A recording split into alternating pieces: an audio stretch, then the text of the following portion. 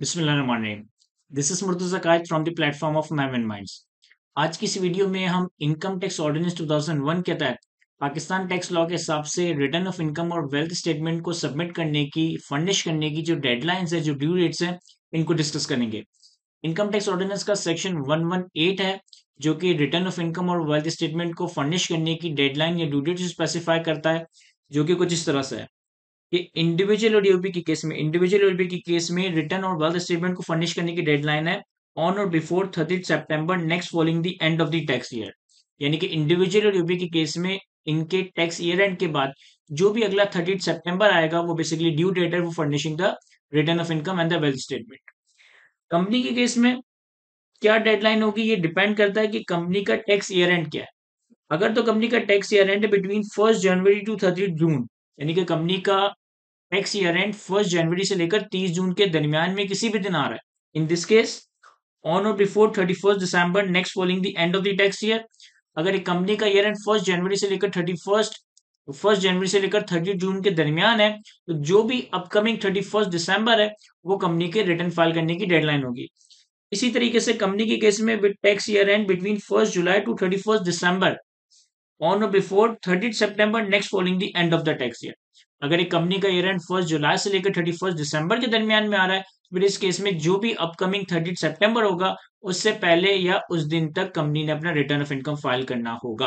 तो सिंपल सा रूल है, इंडिविजुअल ओडीपी के केस में upcoming 30 September is the deadline for return of income and wealth statement. Company के केस में आपने कंपनी का पहले ईयर एंड देखना है। अगर कंपनी का ईयर एंड 1 जनवरी से लेकर 30 जून के दरमियान में आ रहा है, तो इस केस में upcoming 31 December is the deadline for return of income. अगर कंपनी का ईयर एंड 1 जुलाई से लेकर 31 दिसंबर के दरमियान में आ रहा है, इस केस में कंपनी के लिए upcoming 30 September is the deadline for furnishing the return of income. मैं एक सिंपल इलस्ट्रेशन से आपको ये इंडिविजुअल एओपी और कंपनी के रिटर्न सबमिशन की डेडलाइंस को एक्सप्लेन करता हूँ।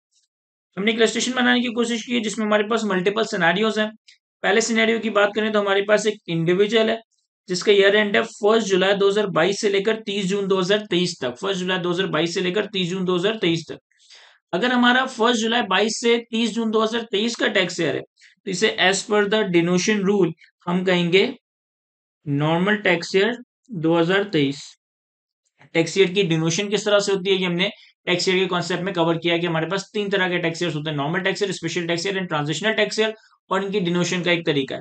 तो अगर 1 जुलाई 22 से 30 जून 2023 है, तो ये कहलाया जाएगा नॉर्मल टैक्स ईयर 2023, और इसकी रिटर्न कब फाइल होगी। चूंकि ये इंडिविजुअल या ईओपी की एग्जाम्पल है, तो अपकमिंग 30 सितंबर से पहले, यानी कि ऑन और बिफोर 30 सितंबर 2023 से पहले पहले या 30 इस दिन तक हमने रिटर्न फाइल करना है। इसी तरीके से अगर हमारा टैक्स पेयर इंडिविजुअल और ईओपी है जिसका ईयर एंड 1 जनवरी 2023 से 31 दिसंबर 2023 है, तो अगर 1 जनवरी 2023 से 31 दिसंबर 2023 है, तो इसे हम कहेंगे स्पेशल टैक्स ईयर 2024। और चूंकि 31 दिसंबर 2023 लेकिन इंडिविजुअल ओडीपी का केस है, तो जो भी अपकमिंग 30 सितंबर है, अब अपकमिंग 30 सितंबर 2023 नहीं है, बल्कि 30 सितंबर 2024 है, तो 30 सितंबर 2024 तक या उससे पहले हमने रिटर्न फाइल करनी। इसी तरीके से तीसरी एग्जांपल में हमारे पास इंडिविजुअल ओडीपी है, 1 अप्रैल 2021 से 31 मार्च 2022 इनका ईयर एंड है। अगर 1 अप्रैल 2021 से 31 मार्च 2022 इनका ईयर एंड है, तो ये कहलाया जाएगा स्पेशल टैक्स ईयर 2022। और रिटर्न सबमिट करने की डेडलाइन क्या होगी, जो भी अपकमिंग 30 सितंबर होगा, यानी कि अपकमिंग ऑन और बिफोर 30 सितंबर 2022। तो ये हमारे पास इंडिविजुअल और यूपी की एग्जांपल्स थी। इंडिविजुअल यूपी के केस में जब भी उनका ईयर एंड हो रहा है, ईयर एंड के बाद जो भी अगला 30 सितंबर है, वो इनकी deadline for furnishing return of income. जब अगर हम कंपनी की बात करें, फॉर एग्जाम्पल की पहले केस में हमारे पास एक कंपनी है जिसका ईयर एंड है 1 जुलाई 2020 से 30 जून 2021।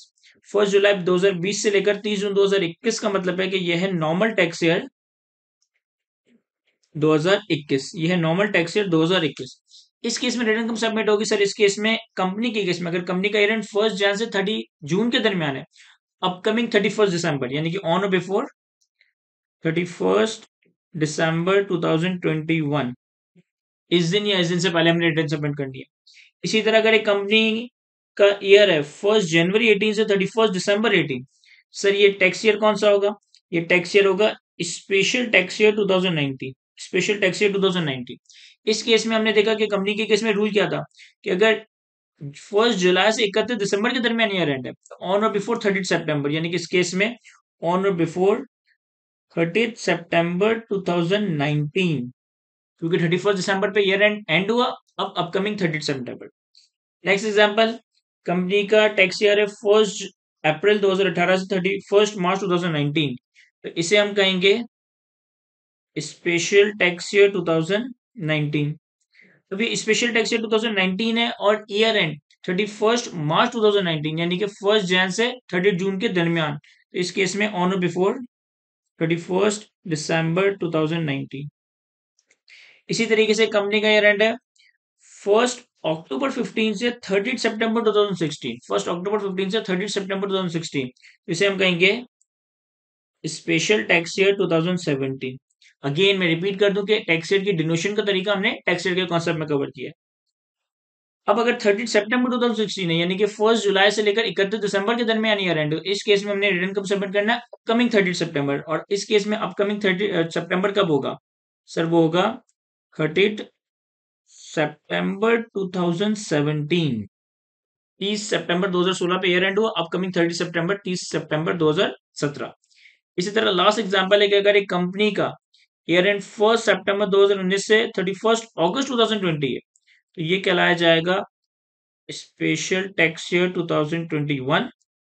और 31 अगस्त 2020, यानी कि between 1 day of July to 31 December, तो इस केस में ऑन और बिफोर अपकमिंग 30 सितंबर, यानी कि ऑन और बिफोर 30 सितंबर 2021 नहीं, 30 सितंबर 2020।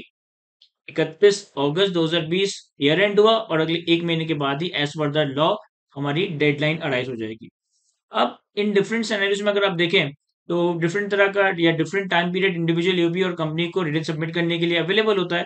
लेकिन अगर मैं इस सबसे लास्ट केस को देखूं ना, तो बड़ा ही इम्प्रैक्टिकल से टाइम पीरियड नजर आ रहा है कि 31 अगस्त 2020 पे हमारा ईयर एंड हुआ और उसके एक महीने बाद ही हमारी जो है डेडलाइन। तो ये सिर्फ मैंने एक एग्जांपल बनाई है कि अगर ये कंपनी का ईयर एंड है, तो as per law, as per section 118 of the income tax ordinance, ये रिटर्न सबमिट करने की डेडलाइन होगी। अब इस डेडलाइन में जनरल एक्सटेंशन भी आ सकती है, जो कि फेडरल बोर्ड ऑफ रेवेन्यू की तरफ से जनरली सारी कंपनीज इंडिविजुअल यूपी की तरफ से होती है।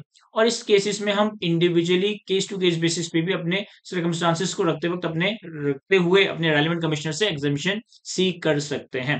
तो आई होप कि इस लेक्चर में मैं आपको due date for furnishing return of income का कॉन्सेप्ट अच्छे से एक्सप्लेन कर सका हूं, जो कि इनकम टैक्स ऑर्डिनेंस के सेक्शन 118 में डिस्कस किया गया है। आज के इस लेक्चर को यहीं तक रखते हैं। Thank you.